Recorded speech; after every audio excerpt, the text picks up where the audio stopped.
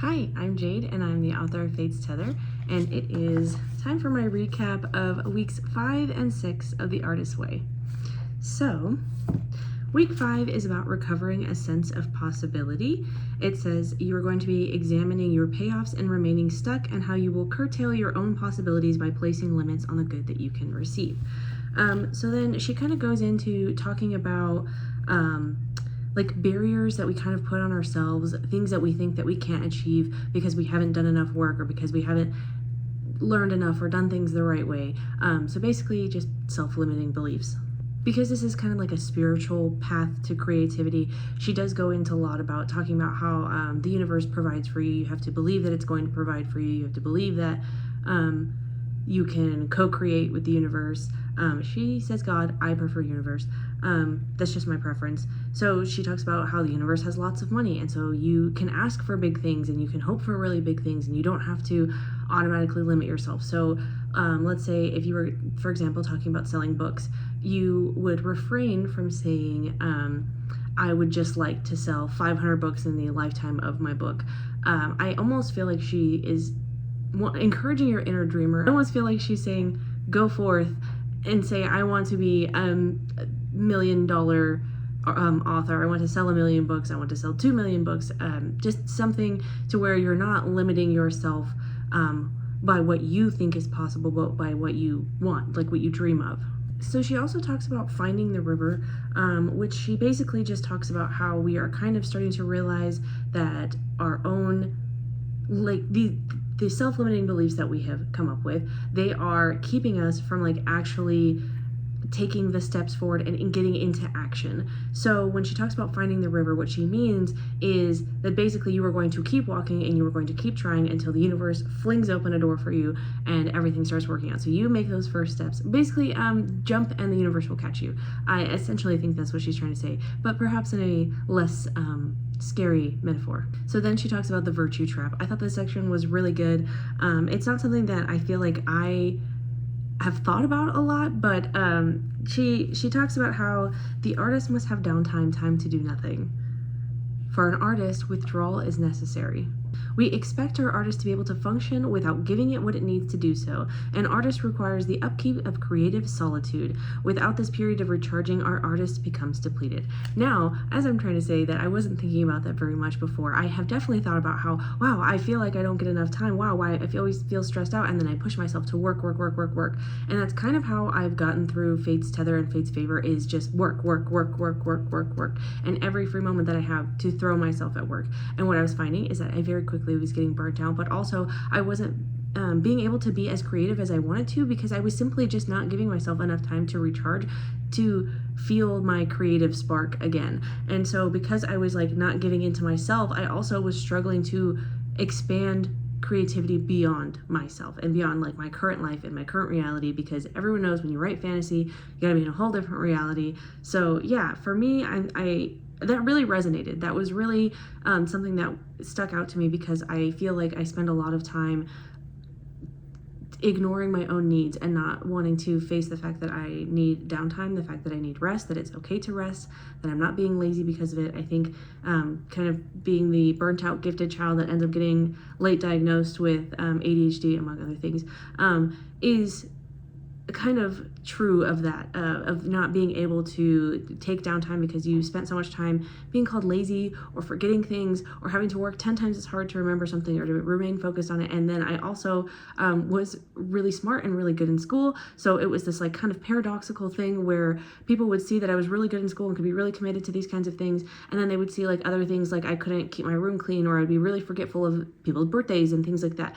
And I think those are expressive of like the way that I have begun approaching my creativity as well, because I am not allowing myself to just walk straight into being my most creative and authentic self and being like, yeah, like here we go, because I'm tired, because I have worked too much, because I don't let myself have a moment of rest.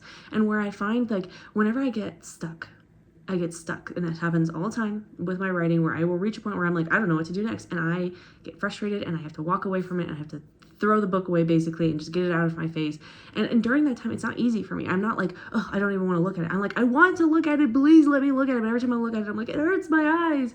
That's essentially how I feel. I feel like I am trying to force myself to do something my body is telling me, you can't do this right now. But every single time I have taken that break and I have focused on something else, even if it was just making stickers or something where I'm not writing, I am doing something else and it's repetitive and I'm not on my phone and I'm thinking, there's the spark. There's the answer. Where did it come from? It came out of nowhere. So that has been really interesting for me to realize that. Have I put that into practice? Check back with me at the end of The Artist's Way, maybe, perhaps. But as of right now, it's come to my attention, but I don't think I've properly addressed it. And then she talks about, this is also another really important part. So as a mom of two, I have sacrificed a lot for my sons. In fact, the whole reason that I started writing in the first place was that I had gotten accepted into a master's program for social work, and my goal was to become a social worker, work for 2 years and get enough hours, clinical hours, to be able to become an independent therapist, because my goal was to become a mental health therapist. So I got into the master's program. It required 2 internships. You search for the first one right before your first year, and then in the middle of your first year, you will also start searching for your second one for your second year. I managed to land 2 because I did 2 interviews, and when I accepted one because it was more aligned with my first year studies, the other one said, well, then please let us take you for the second year. And that was incredible. And then I had the problem of, well, I have a small child. One goes to school, one doesn't. I'm going to have to be able to afford daycare. And we don't have that money in our budget. So I got a job, and I got a part-time job, and it was perfect. And it was nearby, and it worked with exactly the days that I needed it to. They didn't need me on any of the days I couldn't do it because of the internship. And so everything had worked out perfectly. And then, we were relying very heavily on child support from my ex for my first child to pay for him to go to school for daycare, because he was in preschool at the time.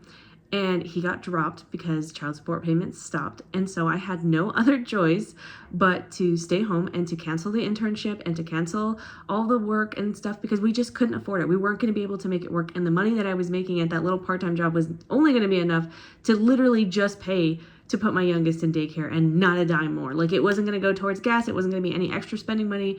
It was, I can cover this and nothing else. And that was going to be okay. So when that all started falling apart, I could have freaked out. I could have. Here's the thing. Part of me was kind of glad. I don't know why still. But I was really, really glad that it all fell apart and it didn't work out secretly deep down. It was not something I would have admitted to at the time, probably. But because of that, I was like, well, what am I going to do now? And during my pregnancy, I had been reading. And then after I had my son, I kind of slowed down a little bit, but I was still reading a little bit. And so I decided, why not start a TikTok? So I started a TikTok that was just about reading. And in the back of my head, I was like, one day I'll post about my books and one day I'll post about my writing. But I was like, for now, I'll just post reading content. And so that's how I started. And I started, I think, in October. And then I saw that people were talking about NaNoWriMo. And again, I'm completely new to the writer space. I barely understand indie versus, so this is October 2023. I have no understanding of what indie versus traditional publishing really is. I have no understanding what it really takes to write a book. All I know is that a bunch of people are talking about how they're going to write 50,000 words in the month of November. And I'm like, wow, I bet I could do that. And so after doing some research, I decided that I wanted to set my word count for 75,000. And I was going to start in November, and I was going to start writing my first book. At this point, I had already tried to write a little bit of a book, but I didn't get very far. And I still have that book. It's shelved. It's really not that bad. I've kind of read through it. It's really not as bad as I thought. It just needs a little bit work, like plot-wise. But I put it to the side, and so now I was like, okay, I'm gonna try really, like, now I'm really gonna put my whole booty into this, and I'm really gonna try to write this book. And November rolls around, I start posting it. I was like, NaNoWriMo day 1, acting as though I'm a writer. I just came out the gate and was like, look guys, look at me, I'm doing the thing, I'm writing the book. And I wrote the damn book. I wrote 75,000 words that first month. My first manuscript ended up at 115,000 words. And I finished in the middle of December. So in a month and a half, I wrote 115,000 words, finished Fate's Tether. I did go on to edit it heavily, and now it sits at 136K as published. But yeah, that's basically how everything fell apart. And then I, wham, bam, thank you, man, became this writer. I don't know where I became that from. But anyway, that whole long-winded thing is to talk about how I had sabotaged myself so much because I knew that my kids needed me, so I stopped going to school. I cut everything off, and thankfully it ended up working out for the better for me. But it's left me with this sense of I constantly have to sacrifice myself for my kids. I constantly have to like give. And she says right here, many recovering creatives sabotage themselves most frequently by making nice. And she says there's tremendous cost to such virtue. So she says many of us have made virtue out of deprivation. And I think that that is where my disconnect is coming from, is that I have only learned to give out of deprivation. I have only learned to give when I have nothing. And that is how it's always been. I mean, I was a single mother. I was in a DV relationship. So yeah, I've only learned to love without getting anything back, or to get rest, or to have a full cup even before I give to other people.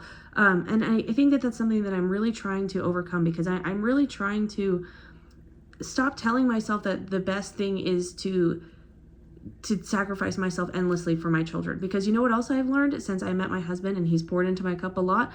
It turns out that I perform a lot better when I'm like taking care of myself, and when I have time to myself, and when I get to relax, and when someone's like loving me and pouring into me just as much as I'm loving me and pouring into me too.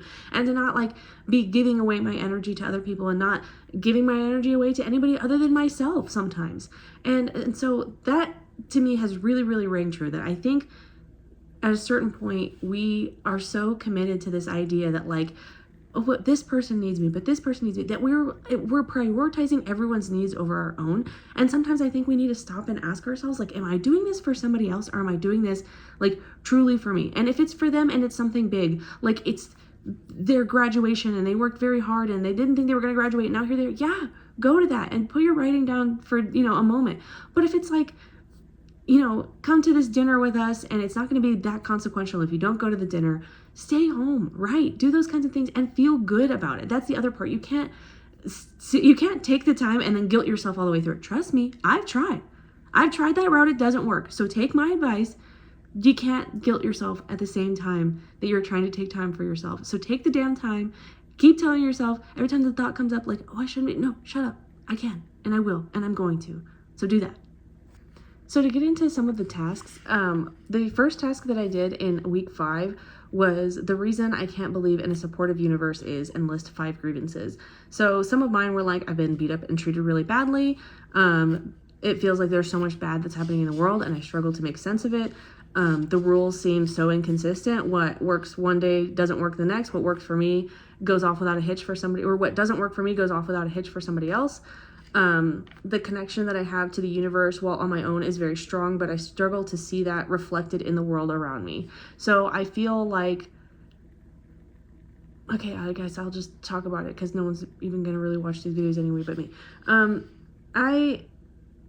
I feel like I have a very strong connection to the universe. I feel like it took a lot of time to hone it, but especially through my writing journey, I feel like I have become quite a spiritual person. I do a lot of tarot readings. I do a lot of oracle readings. I do a lot of journaling. I do a lot of meditating. And I center myself a lot. And I think that like, I see this like reflection in myself and in my work when I write about what matters to me, when I write about like DV, when I write about mental health, when I write about misogyny, when I write about all those things. What I'm really talking about is like what matters to me and what I want to see change in the world around me. And I think what I struggle with is sometimes not seeing that like divinity reflected back to me, not seeing like, and not necessarily in the sense that like I need to be treated especially well. That's not what I mean. I mean reflected back to me in the sense that like when I go out into the world and I meet people, sometimes I just meet these people who have like the exact opposite mindset and morals and everything to me, and it's jarring and it's very difficult for me to like cope with, I think sometimes. And I think that that's the other reason it kind of leads me and has led me at several times in my life to this path of like, maybe the world is just bad and there's no divine guidance and there's no one like rooting for me that's somewhere like mystical and high above me, and it's just me here all alone with these big feelings I don't know what to do with. So yeah, that's another reason that I had a difficult time believing in a supportive universe. And then I said sometimes no matter how much I scream and shout, it feels like I'm stuck and nothing is happening for me. It feels like I'm being ignored or forgotten about by the universe. That's a very big thing for me because I scream at the sky. I do, ask my husband. every time I'm fucking mad, you think this is funny? And that's what I do. So when I feel ignored, it's very difficult. But the reason that I bring all of these up is because I think I have noticed some change in myself throughout the Artist Way and throughout like all these tasks and activities and like all the stuff that I'm putting myself into. I have realized that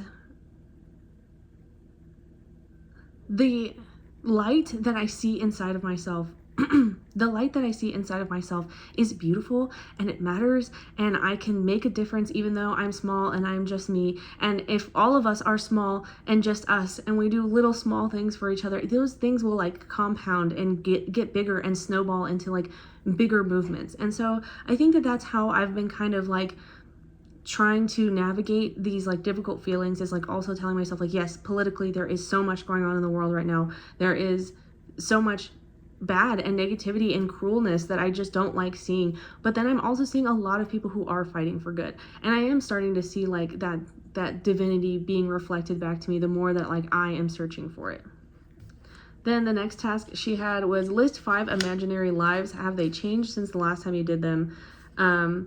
And so this time I did painter because I realized that I really like working with paint. The other one is kickboxer. That one I've had since I was young. Don't ask me why, I just want to beat people up, I guess.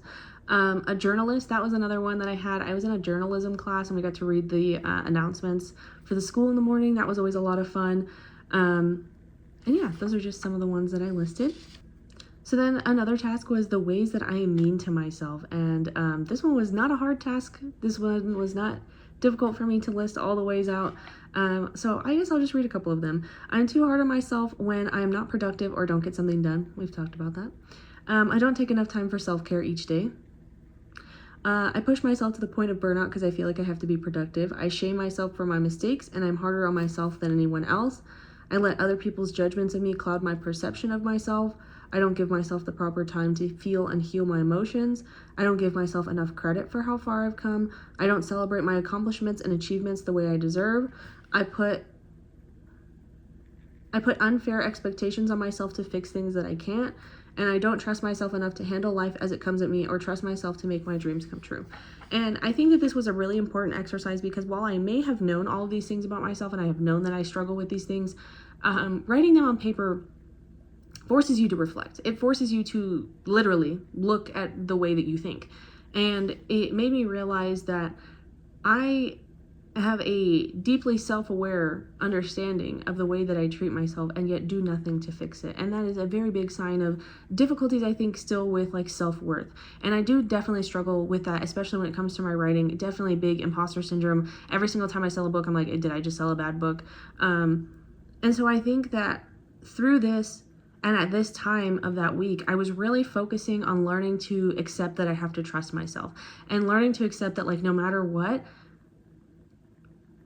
I have to do this. This is my dream. This is my goal. I want this really, really badly. So I'm not just going to give up. I'm not just going to keep burning myself out so that I can never reach my dreams. I think this was like at a point where I was looking at it and I was like, something's going to change and it's the way that I treat myself.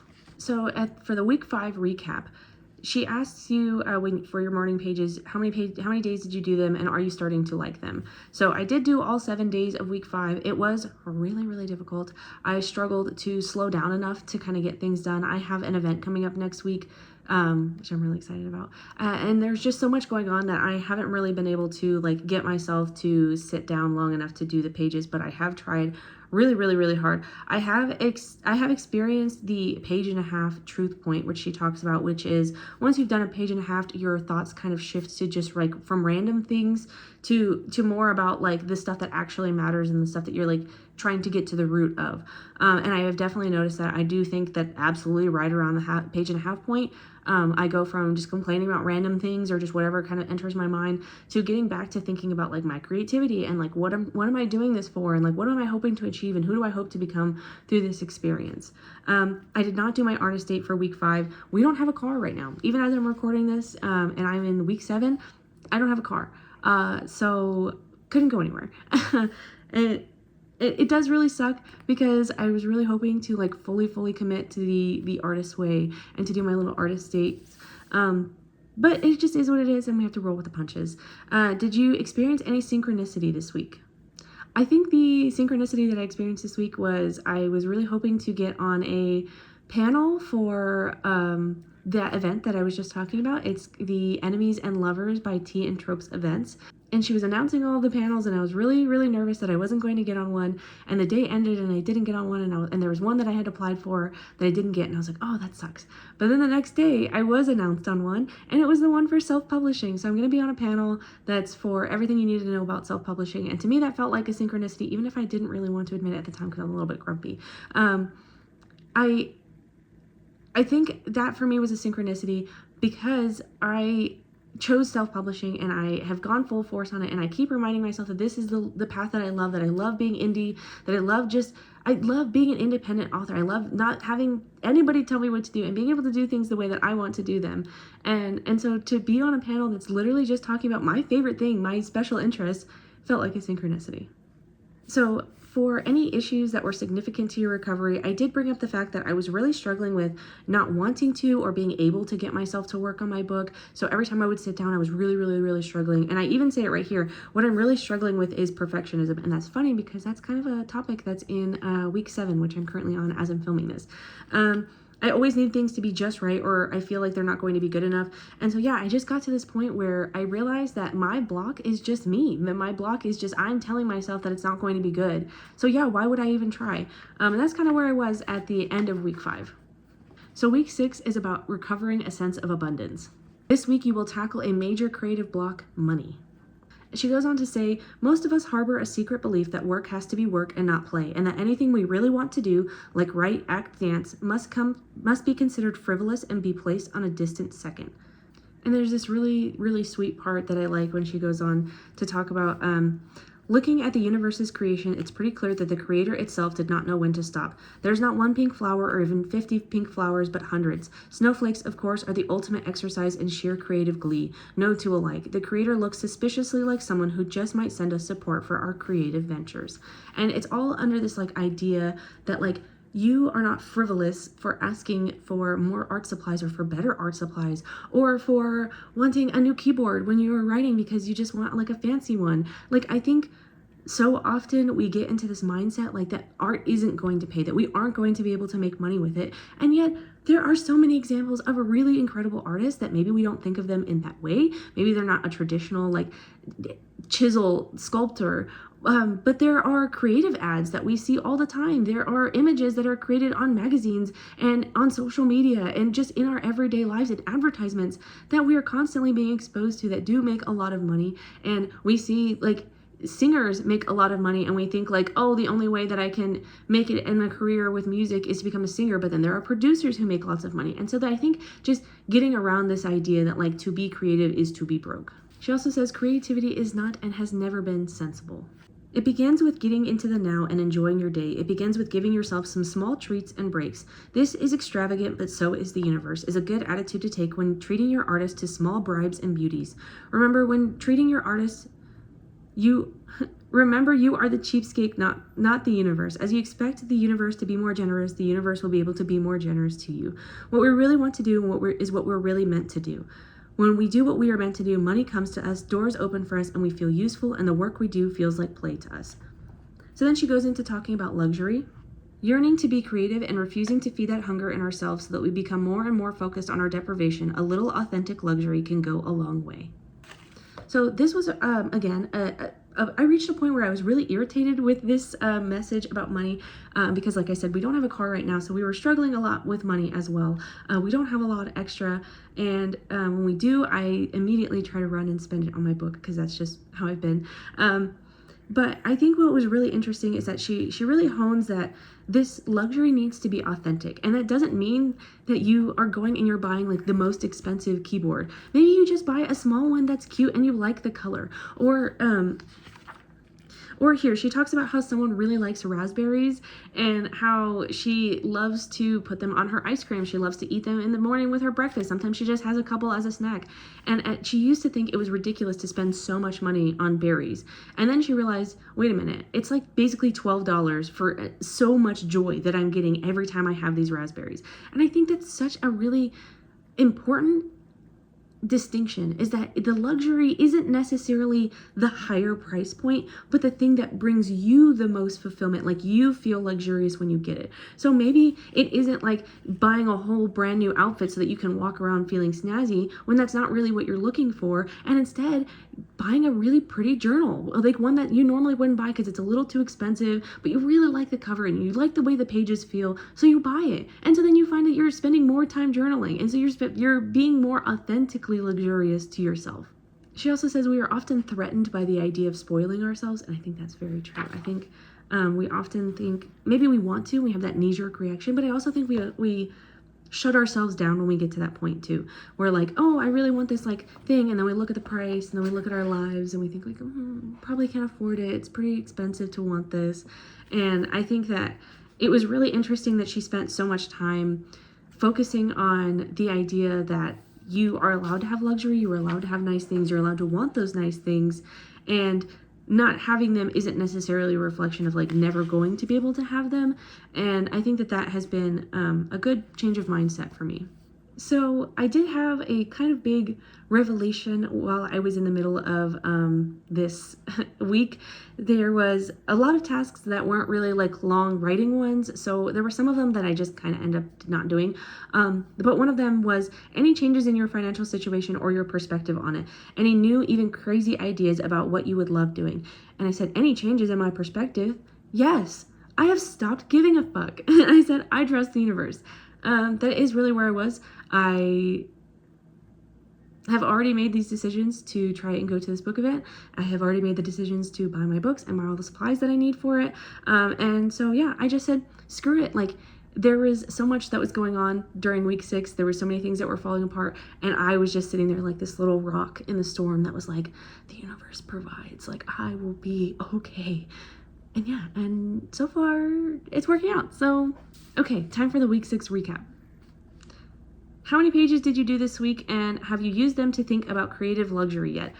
So I did not finish all of them. There was one day I didn't finish. I finished 2 pages, not the third one. There was another day where I finished like 2.5 pages, which I am calling that one complete. I think by the halfway point, it's done. But yeah, there was one day where I just like left the whole page.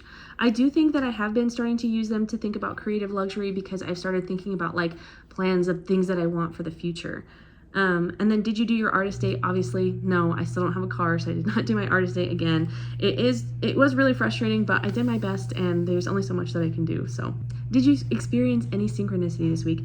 I wrote no.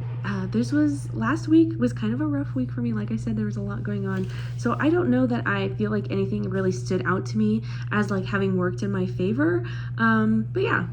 And then were there any other issues that you consider significant for your recovery? I said, I think the push and pull between me and my social media views has been because the universe wants me to speak up. So let me elaborate on that a little bit. I noticed that if I post a funny video, don't care about it, 5-second video, 10-second video, post it, does pretty well. And I'm not talking like, not going viral, but it gets like 100 likes. And to me, that's pretty good. And it gets like some views, and I'm like, good, I'm happy, people have seen it. And every time I would post about my book, or I would talk about the things that would matter to me, like talking about DV or talking about mental health, no views. And the algorithm just won't push it out. And so I was getting really, really frustrated, and I ended up seeing you know what, maybe this is a synchronicity. I ended up seeing a TikTok video that was a tarot reading, and it was talking to me about how, and yes, I do take those. I saw your little snark on your face, and you're like, a TikTok tarot reading? Yeah, and what of it? Because I saw a TikTok reading that was talking about how the universe, I'm not using my voice in the right way, and the universe is not going to reward me until I use it the right way. And I almost feel like reward is kind of the wrong word, but I don't know what else to use in place of it. I just feel like maybe it's like a gateway I have to pass. Like, until I speak authentically and I speak from the heart and I speak about what matters to me and I do it in the right way to me and not to like anybody else's standards, then I will start experiencing like the fruits of that. And I do think that was a really good point that I was at, because I started approaching my social media a little bit differently, and while things haven't gone extraordinarily, things have a little bit changed for the better. So I do think there is some merit in that. Yeah, other than that, that is the end of week 5 and 6 for my recap. I am currently on week 7, but it's going okay so far. No big complaints yet. I've got my event next weekend, and I'm going to be making sure to bring my journal with me to make sure that I keep doing my morning pages even when I have an event that day. Yeah, thank you guys for watching, and I'll be back next week.